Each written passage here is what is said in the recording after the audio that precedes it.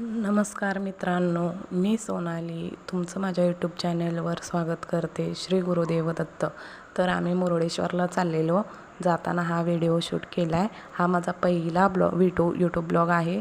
तर मला जमेल की नाही माहिती नाही, तुम्ही समजून घ्यायला आशा करते.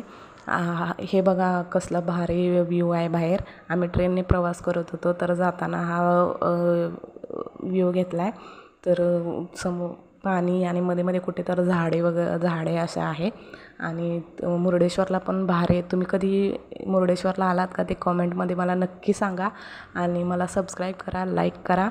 आणि मुरुडेश्वरमध्ये ना एवढं भारी बघायला आणि एवढं मस्त वाटतं आहे की विचारू नका तुम्ही. भगवान श्री शंकरांची एवढी मोठी मूर्ती आहे आणि मूर्तीच्या पुढं 18